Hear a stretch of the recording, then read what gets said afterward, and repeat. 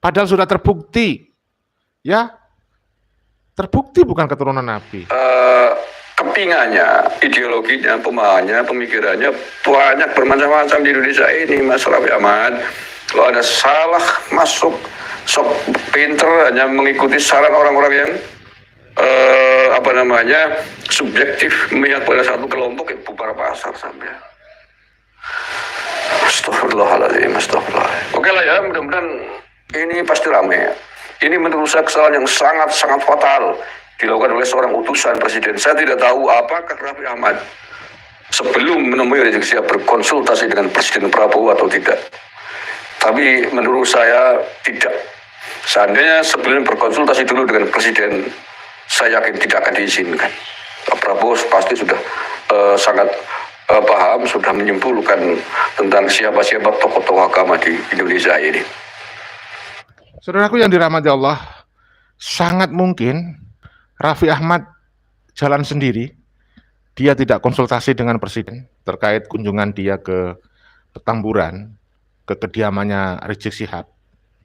Ya mungkin biar dianggap hebat, ya bisa menemui cucu Nabi, bisa menemui juriyah Rasulullah, sehingga Raffi Ahmad pede banget, ya pede banget ketemu dengan si Rizik Syihab. Saudaraku, saya lanjutkan ya komentar dari Gus Fuad Pleret ya terkait kedatangannya Raffi tadi ke Petamburan, ke rumahnya Raffi Ahmad ya, karena ini juga memang viral.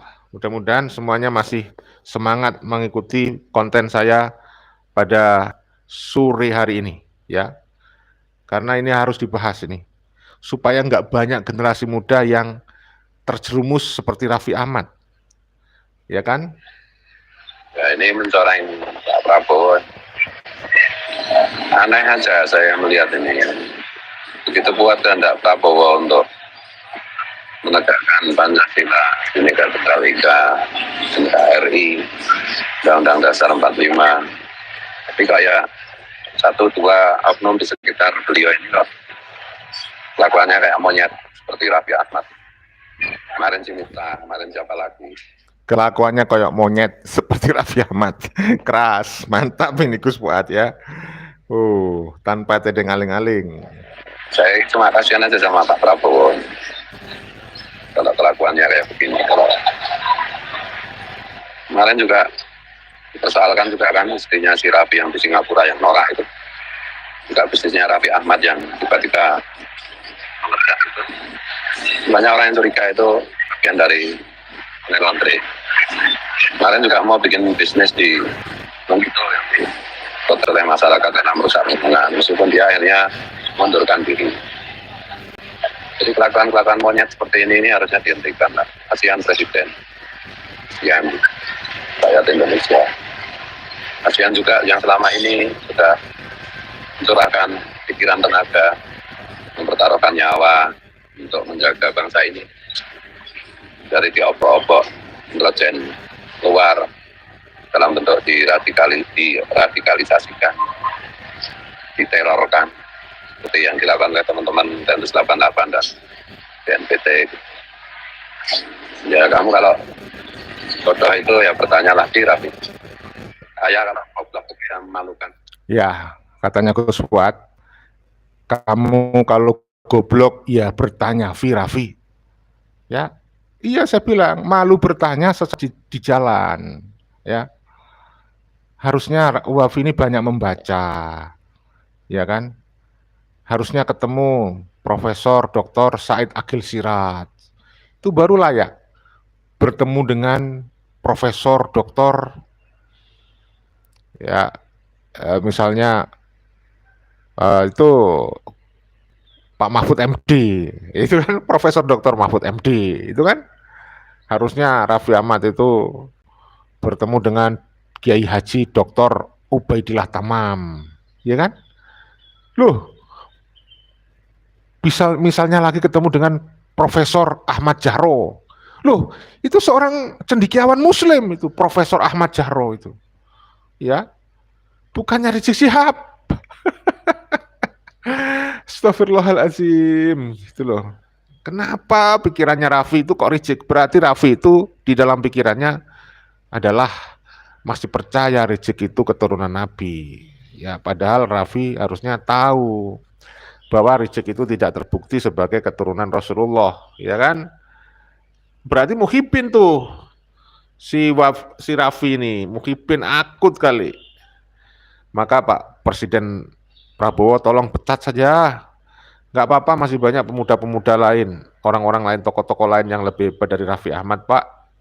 Ya kalau goblok itu yang memalukan ya.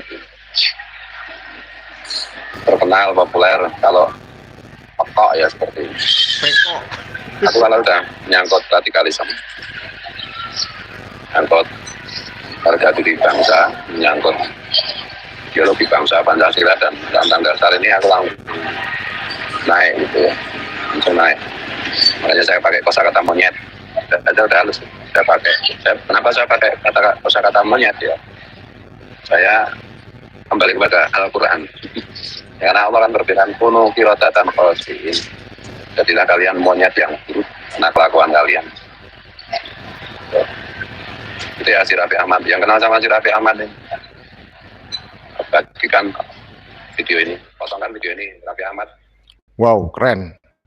Yang kenal Raffi Ahmad, yang tahu nomor kontaknya, katanya Gus Fuad, bagikan video ini kepada Raffi Ahmad, biar tahu Raffi Ahmad itu, ya.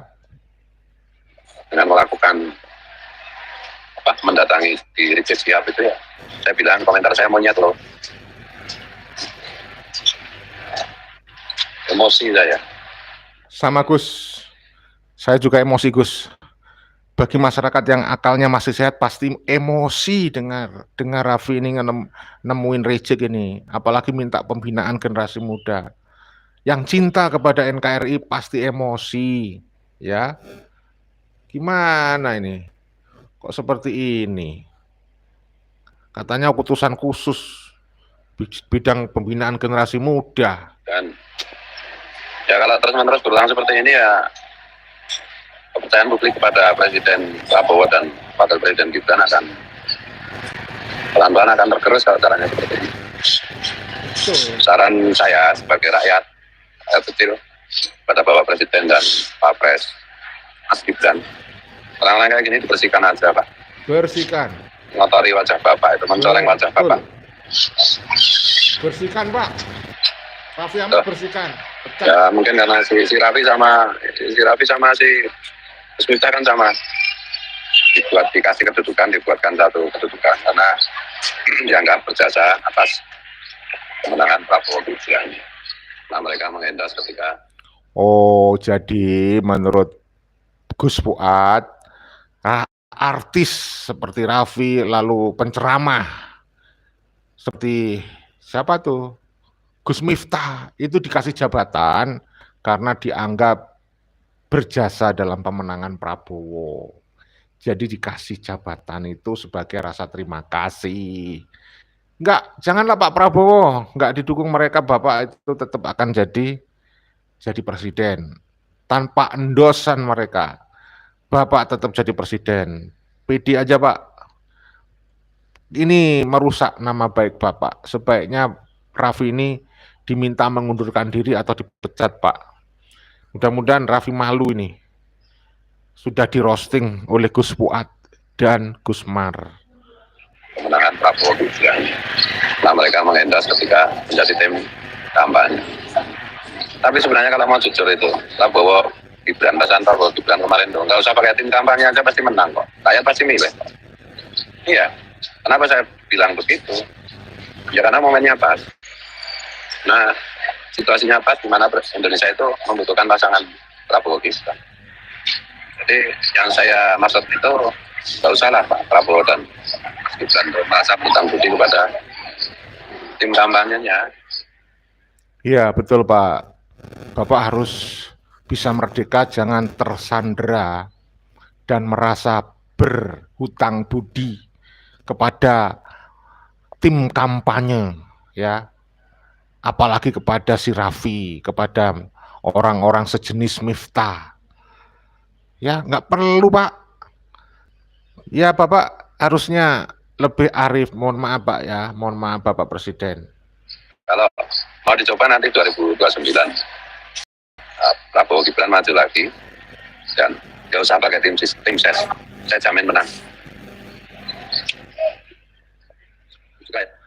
Pak Prabowo nanti di periode berikutnya maju lagi, insya Allah menang, katanya Gus Fuad, tanpa tim ses, tanpa Raffi dan tanpa Gus Miftah, tanpa Kabib Dobolowi. Yang kemarin, tuh. Ini saya di Malang ya, di mana? Di Cimory ya. Di Riken ya. Caranya sejuk dingin, jadi emosinya bisa lebih saya tahan. Ya, mungkin kalau saya lagi di tempat yang lebih tidak sesejuk ini, mungkin saya meledak-ledak. Kalau udah menyangkut Pancasila, Bhinneka Tunggal Ika, saya nggak bisa menahan diri. Karena itu, berkali-kali saya katakan, Indonesia itu Pancasila, Bhinneka Tunggal Ika. Kalau itu dikukai, kalau itu apalagi dirusak, hancurlah Indonesia. NKRI itu bubar. Artinya hancurlah masa depan anak cucu kita. Dan ini si Raffi Ahmad tuh, oh begitu sih kelakuan lo. Kalau lo bego itu ya belajar dari yang tahu. Jangan salah-salah nggak itu. Kalau enggak ya itu, mohon Pak Prabowo dan Mas Gibran pecat, bersihkan orang-orang seperti itu. Nggak ada gunanya mencoreng wajah Bapak berdua. Iya. Membuat rakyat terluka. Jalan. Betul. Pak, sebagai rakyat kecil Pak, tahu kelakuannya Raffi. Mungkin masih banyak Pak di luaran sana Pak, orang-orang yang juga terluka hati seperti Gus Fuad, Gus Mar, seperti saya Pak. Ya mohon maaf Bapak yang kami hormati Presiden kita. Karena soal Raffi yang sudah menemui rezeki ini sungguh ngecewain Pak, ngecewain. Di Indonesia itu kan Pancasila Bhinneka Tunggal Ika. Kelompok radikal khilafah, syariat Islam dan kotoran-kotoran lainnya itu kan nggak lebih dari 5% sekarang. Tapi kalau dibiarkan atau diberi ruang, itu bisa berkembang dong.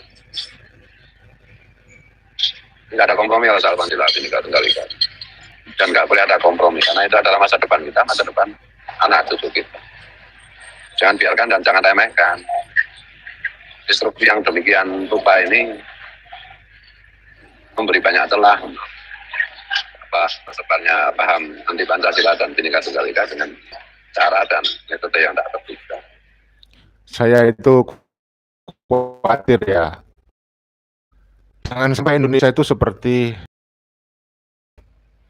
Australia. Itu bangsa aslinya itu terusir loh. Di abad 19 itu mereka terusir oleh orang-orang kulit putih. Ya. Kan suku asli Australia itu kan bangsa aborigin. Suku aborigin, orang kulit hitam. Jadi kalau kalian ke Australia sekarang, itu kamu turun dari bandara, turun dari pesawat, maksud saya, kamu akan ketemu kebanyakan itu orang kulit putih. Kamu akan berpikir bagi yang nggak tahu sejarah, oh ternyata Australia itu banyak orang Eropa, dikirain orang asli Australia. Bukan, bukan saudara, suku aborigin asli sana tuh. Nah jangan sampai Indonesia nanti diarabisasi, diyamanisasi. Repot sudah, hati-hati. Dengan cara dan metode yang tak terduga. Jadi, sekali lagi, jangan bermain-main dengan hal-hal yang seperti ini. Dan Raffi Ahmad kemarin kan juga yang nguing-nguing mobilnya itu kan pakai ngaco itu mobil dan ngeles juga ada mobil dinas dia kan di Jakarta itu. Mungkin gara-gara aja ini anak ini terus juga kena narkoba, jadi rehabilitasi karena di penjara itu. Orang-orang kayak gini jangan lah. Ya, kalau mau tetap jadi staf khususnya presiden ya mohon tuh Pak Mayor Teddy itu kempeleng itu kelakuan kayak gitu cukup ditegur, tampar mukanya itu. Karena kelakuan si Raffi Ahmad mendatangi rejek itu menampar muka, sama saja dengan menampar muka presiden dan wakil presiden. Pesan untuk Mayor Teddy ya, tampar saja muka Raffi Ahmad, tidak sekedar dipecat itu, tidak sekedar ditegur, harusnya ditampar. Katanya Gus Fuad Pleret, keras peringatan Gus Fuad Pleret ya. Nanti lama-lama jangan-jangan ada persepsi bahwa pemerintahan Prabowo Gibran ini memberi ruang kepada kelompok radikal. Kalau nggak tegas, nggak keras. Harus tegas. Ya. Jadi saya lakukan ya, untuk bangsa dan negara. Saya nggak peduli Pancasila dan Bhinneka Tunggal Ika, apa aja saya pertaruhkan. Karena dalam rangka melaksanakan mewujudkan keimanan saya. Bagaimana ungkapan bahasa Mas Ari Hubulwatan Minal Iman. Cinta tanah air bagian dari iman. Dan mensyukuri tanah air ini bagian dari melindungi Islam yang tafsirnya itu benar gitu loh, bukan Islam yang tafsirnya goblok kayak yang dilakukan oleh Rizik Sihab dan kawan-kawan. Berkali-kali, berapa kali saya bilang, tafsir Islam yang paling benar, paling tepat pada zaman adalah Pancasila. Itu sudah terbukti. Itu adalah Bhinneka Tunggal Ika, itu sudah terbukti. Jangan ngaco itu. Ini juga saya sekalian nih, Menteri Agama ini, Pak Nazarudin Umar itu ngomongnya juga mulai ngaco itu. Saya kuliah di luar negeri kemana-mana, pola pikirnya kayak gitu. Ya dah. Wah, agak lebih cenderung Menteri Agama ini lebih cenderung kadrun daripada nasionalis. Dia tuh wawancaranya dengan Roma Irama soal Habib itu. Dia pernyataannya di banyak kesempatan. Kemarin juga duduk bareng sama Habib. Jelas-jelas terbukti membahayakan Pancasila dan Bhinneka Tunggal Ika. Saya nanti yang tulus ngomong lagi, nggak peduli ya. Nggak ada kepentingan politik apapun, saya nggak punya karir politik. Saya nggak punya karir apapun. Saya dulu pegawai negeri sipil, PNS dulu. Terakhir di SMA Bangkapan, saya 14 tahun. Jadi pegawai negeri sipil. Karena berbakti kepada orang tua, ibu saya meminta saya sampai saya diizinkan untuk resign. Ya, jadi aku nggak punya kepentingan apapun. Aku mandiri secara ekonomi, nggak butuh eksistensi, nggak butuh popularitas. Siapapun kalau saya anggap membahayakan Pancasila, Bhinneka Tunggal Ika, ya saya lawan siapapun. Nah ini ada kata Lupus Gibon, ya itu pasti muridnya si Rizik Sihab. Saya jadi ingat soal Rizik Sihab. Ini yang tadi saya bilang, Rizik Sihab itu Syekhul Akbar untuk caci maki.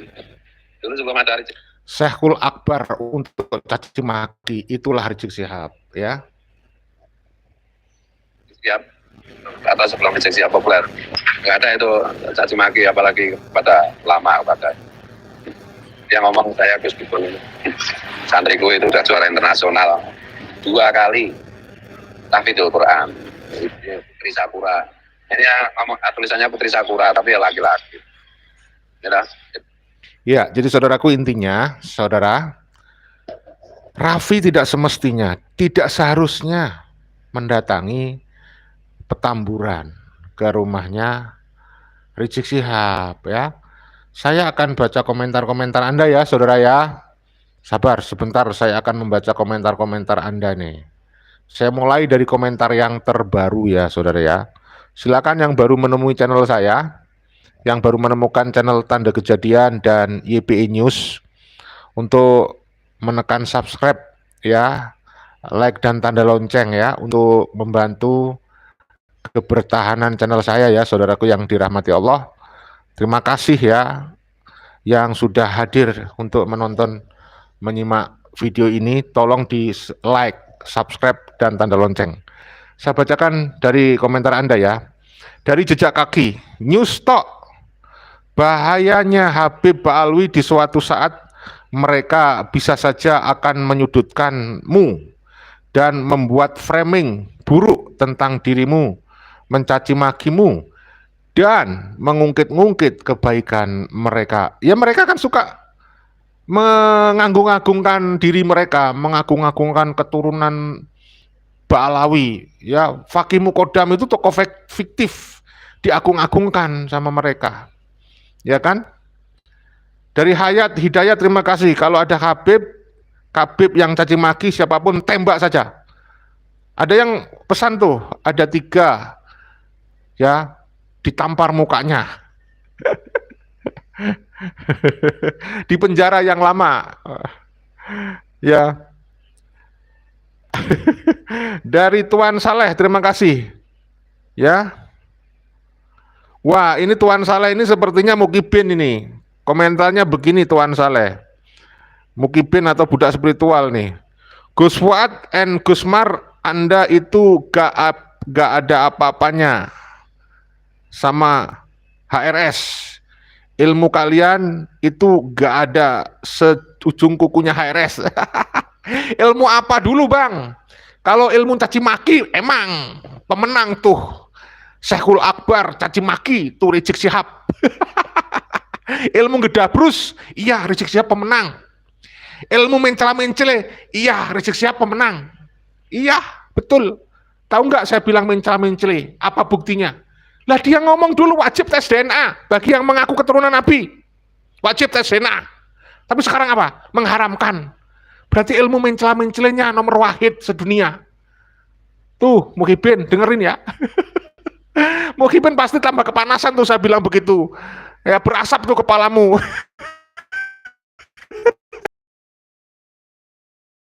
Punya waktu baca komentar, nah sekarang ini saya ada waktu untuk baca komentar Anda. Saya baca yang terbaru ya tapi ya. Dari Kofiah Hitam.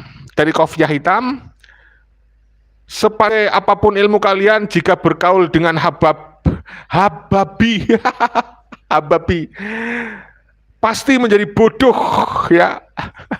Menjadi jongos, sudah kehilangan kemerdekaan, menjadi budak spiritual saudari ya.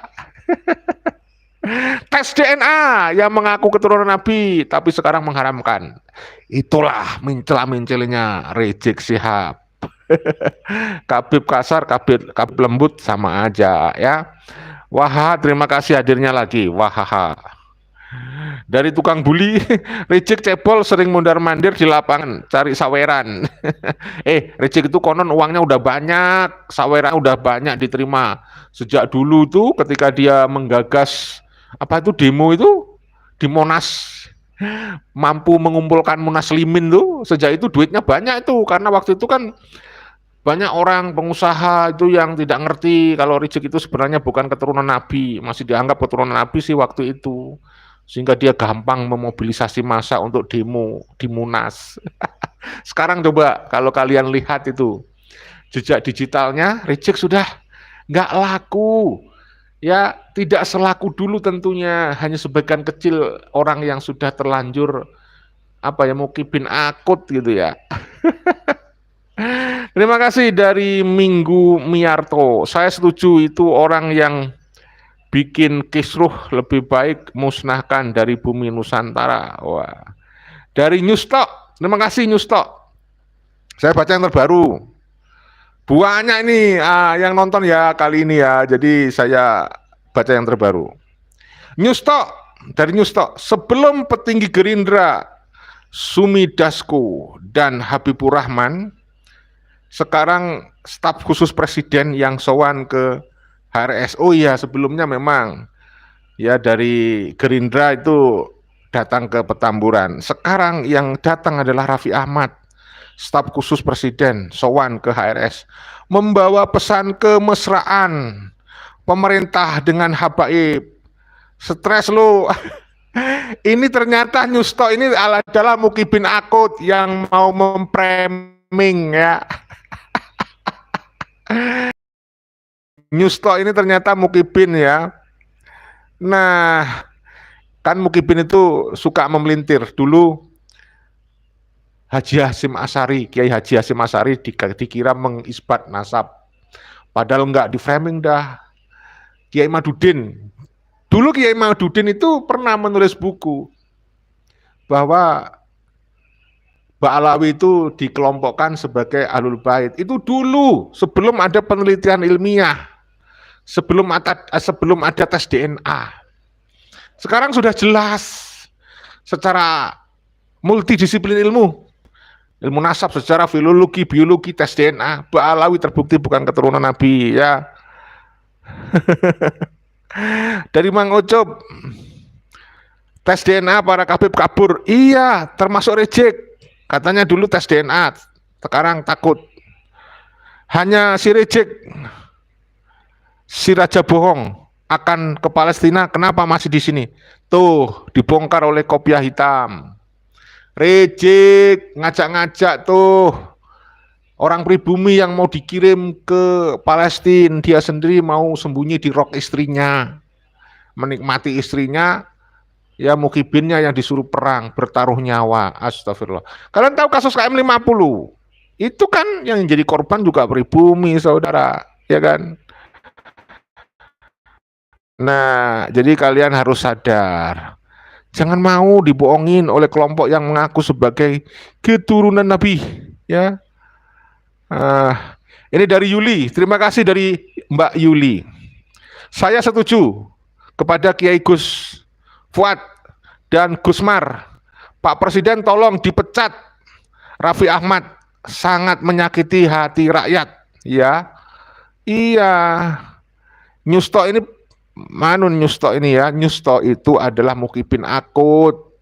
Jangan terbakar emosi, jangan terprovokasi oleh komentarnya si Nyusto. Jejak kaki, terima kasih.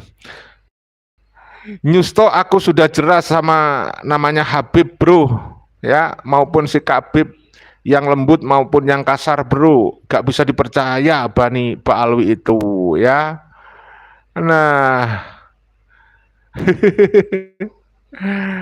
dari Mang Ucup ini menyebut Nyusto nih, Nyusto dikit lagi jualan minyak, Kabib sudah tidak malak-malak, sudah tidak bisa malak-malak lagi di setiap pesantren, ya, dengan modal cucu Nabi, ya nggak bisa seperti dulu lagi Kabib itu, saudara. Dari yang saya baca yang terbaru, pokoknya dari Yuli 71, imigran Yaman hobi joget-joget di kuburan, solawatan dawir. Kuburan itu loh dihias supaya disembah-sembah, kuburan jadi berhala. Tapi lihat ceramahnya si Bahar itu mengkritik siapa? Deddy Mulyadi. Wah, dikirain Deddy Mulyadi yang membuat berhala. Sebenarnya yang sudah menciptakan banyak berhala-berhala di Nusantara dengan kuburan-kuburan palsu yang kemudian disembah-sembah oleh Mukibul Dobol adalah Ba'alwi. Tuh, jelas ya. Saya berharap kalau ada muhibin menonton video saya bisa bertahan agak lama ya. Bisa kebakaran jenggot tuh, kuburan palsu bisa kebakar. Kita bongkar pelan-pelan, sabar ya. Kita teliti, ada sejumlah kuburan yang sudah dibangun mega. Nah, itu kalau sudah dibeli menjadi hak pribadi tanahnya itu agak repot.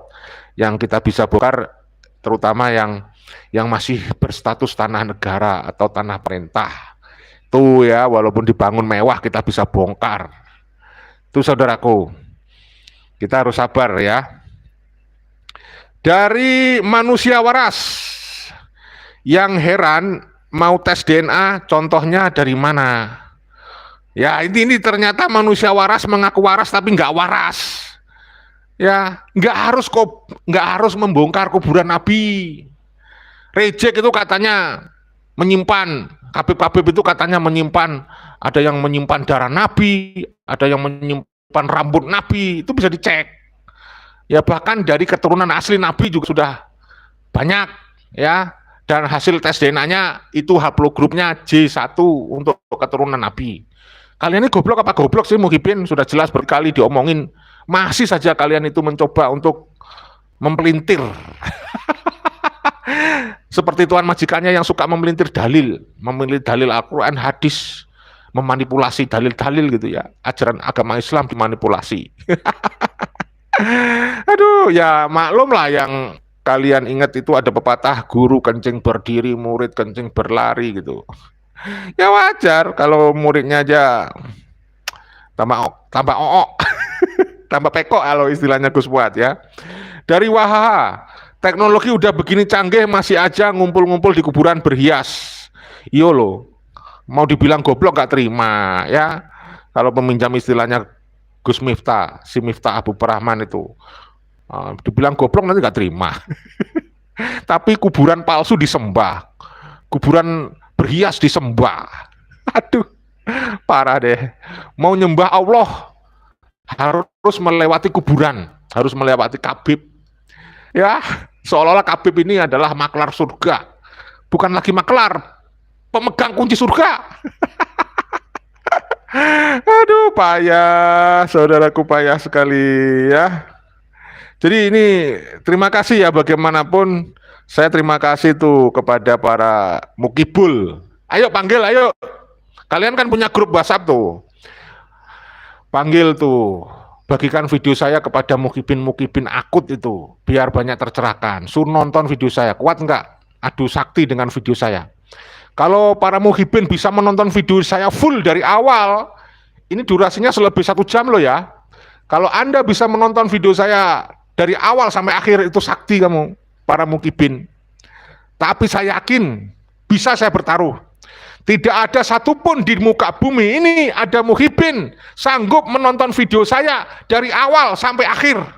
Karena saya yakin baru menonton langsung kepalanya pecah. Langsung kepalanya berasap. Aduh, parah.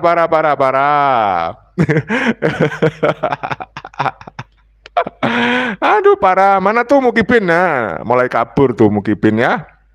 Sudah nggak mau komentar tuh ya. Kasihan. Ayo. Nah, saya baca dulu ya. Wah, terus lanjut. Siapa lagi nih? Yang saya baca, saya mau pilih komentar dari muhibin yang terbagus ini. Nanti mau tak kasih cekot ya, giveaway nanti. Giveaway-nya itu apa? Makanan sisanya Habib. Kan mereka paling cinta dengan makanan sisa Habib itu.